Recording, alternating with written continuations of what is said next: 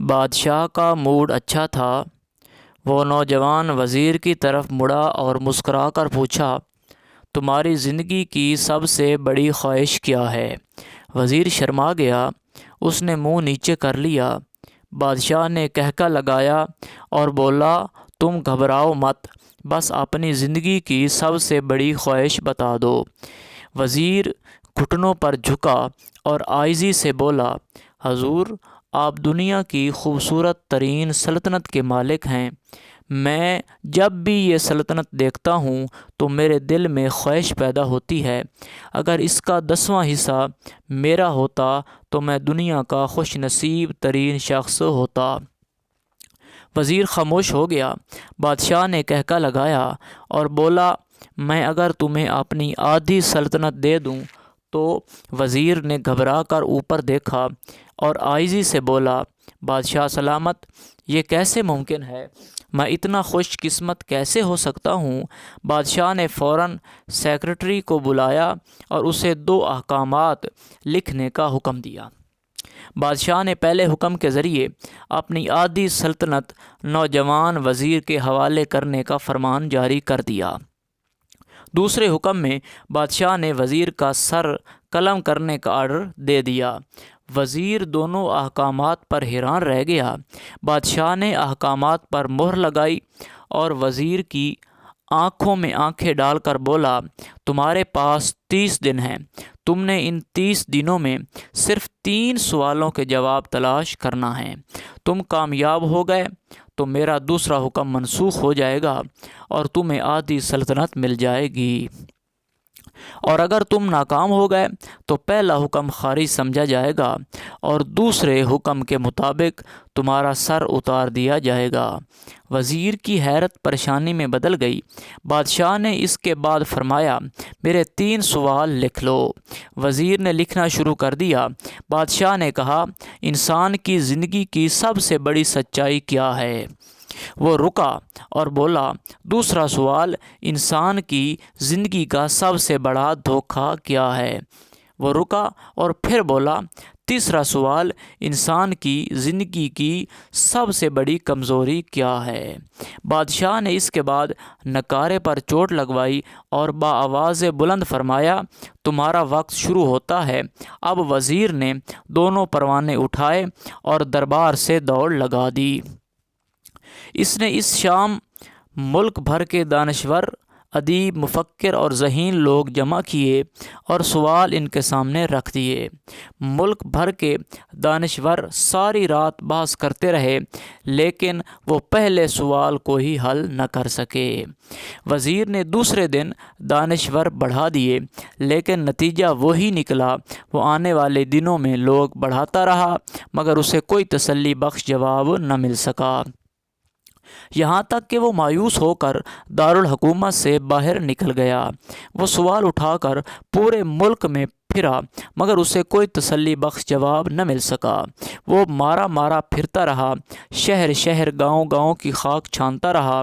شاہی لباس پھٹ گیا، پگڑی ڈھیلی ہو کر گردن میں لٹک گئی، جوتے پھٹ گئے اور پاؤں میں چھالے پڑ گئے، یہاں تک کہ شرط کا آخری دن آ گیا۔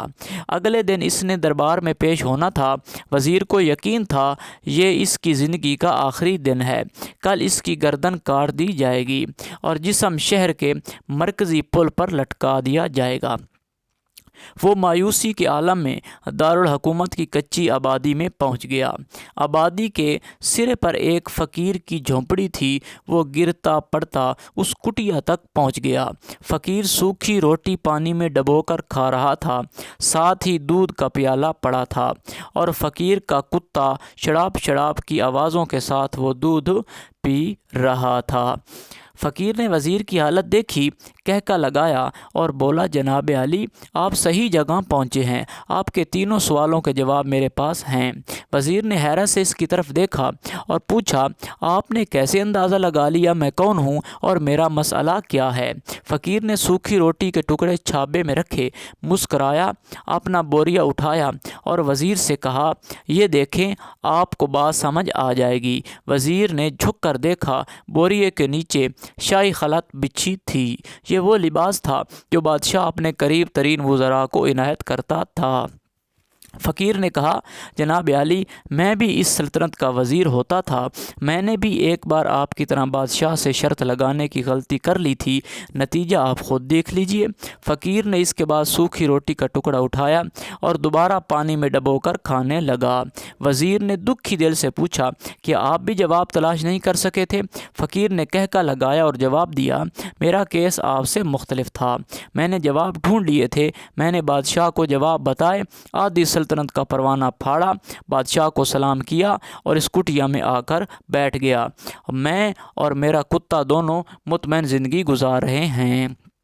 وزیر کی حیرت بڑھ گئی، لیکن یہ سابق وزیر کی حماقت کے تجزیے کا وقت نہیں تھا، جو اب معلوم کرنے کی گھڑی تھی۔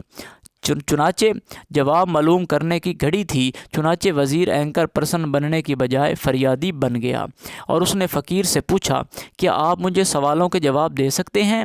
فقیر نے ہاں میں گردن ہلائی، جواب دیا، میں پہلے 2 سوالوں کا جواب مفت دوں گا، لیکن تیسرے جواب کے لیے تمہیں قیمت ادا کرنا ہوگی۔ وزیر کے پاس شرط ماننے کے سوا کوئی آپشن نہیں تھا، اس نے فوراً ہاں میں گردن ہلا دی۔ دنیا کی سب سے بڑی سچائی موت ہے، فقیر بولا، انسان کوئی بھی ہو، کچھ بھی ہو، وہ اس سچائی سے نہیں بچ سکتا۔ وہ رکا اور بولا، انسان کی زندگی کا سب سے بڑا دھوکہ زندگی ہے۔ ہم میں سے ہر شخص زندگی کو دائمی سمجھ کر اس کے دھوکے میں آ جاتا ہے۔ فقیر کے دونوں جواب ناقابل تردید تھے۔ وزیر سرشار ہو گیا۔ اس نے اب تیسرے جواب کے لیے فقیر سے شرط پوچھی۔ فقیر نے کہکا لگایا کہ کتے کے سامنے سے دودھ کا پیالہ اٹھایا، وزیر کے ہاتھ میں دیا اور کہا، میں آپ کو تیسرے سوال کا جواب تب دوں گا کہ جب آپ یہ دودھ پئیں گے۔ جب تک آپ یہ دودھ نہیں پیتے۔ وزیر کے ماتھے پر پسینہ آ گیا۔ اس نے نفرت سے پیالہ زمین پر رکھ دیا۔ وہ کسی قیمت پر کتے کا جھوٹا دودھ نہیں پینا چاہتا تھا۔ فقیر نے کندھے اچھائے اور کہا، اوکے، تمہارے پاس اب 2 رستے ہیں، تم انکار کر دو اور شاہی جلاد کل تمہارا سر اتار دے گا، یا تم یہ آدھا دودھ پی لو، تمہاری جان بھی بچ جائے گی اور تم آدھی سلطنت کے مالک بھی بن جاؤ گے۔ فیصلہ بہرحال تم نے کرنا ہے۔ وزیر اس بات میں پھنس گیا، اب کیا کرتا؟ ایک طرف زندگی اور آدھی سلطنت تھی اور دوسری طرف کتے کا جھوٹا دودھ تھا۔ وہ سوچتا رہا یہاں تک کہ جان اور مال جیت گیا اور سیلف ریسپیکٹ ہار گئی۔ وزیر نے پیالہ اٹھایا اور ایک ہی سانس میں دودھ پی گیا۔ فقیر نے کہکا لگایا اور بولا، میرے بچے، انسان کی سب سے بڑی کمزوری غرض ہوتی ہے، یہ اسے کتے کا جھوٹا دودھ تک پینے پر مجبور کر دیتی ہے۔ اور یہ سچ ہے جس نے مجھے سلطنت کا پروانہ پھاڑ کر اس کٹیا میں بیٹھنے پر مجبور کر دیا۔ میں جان گیا تھا میں جوں زندگی کے دھوکے میں آؤں گا، میں موت کی سچائی کو فراموش کرتا جاؤں گا، اور میں موت کو جتنا فراموش کرتا رہوں گا، میں اتنا ہی غرض کی دلدل میں دھستا جاؤں گا، اور مجھے روز اس کی دلدل میں سانس لینے کی غرض میں غلیظ دودھ پینا پڑے گا۔ لہذا میرا مشورہ ہے، زندگی کے ان 3 حقیقتوں کو جان لو، تمہاری زندگی اچھی گزرے گی۔ وزیر شرمندہ ہوا، خود ترسی کا تحفہ لے کر فقیر کی کٹیا سے نکلا اور محل کی طرف چل پڑا۔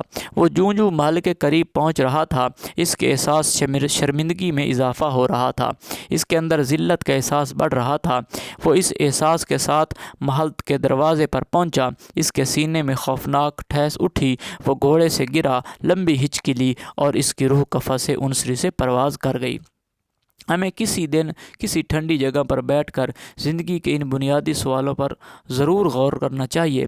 ہمیں یہ سوچنا چاہیے، ہم لوگ کہیں زندگی کے دھوکے میں آ کر غرض کے پیچھے تو نہیں بھاگ رہے، ہم لوگ کہیں موت کی فراموش تو نہیں کر بیٹھے موت کو، ہم کہیں اس کہانی کے وزیر تو نہیں بن گئے۔ مجھے یقین ہے ان لوگوں نے جس دن یہ سوچ لیا، اس دن کے بعد کوئی پانامہ ہوگا اور نہ ہی لیکس، اس دن یہ لوگ غرض کی ان غلیظ پیالوں سے بالا تر ہو جائیں گے۔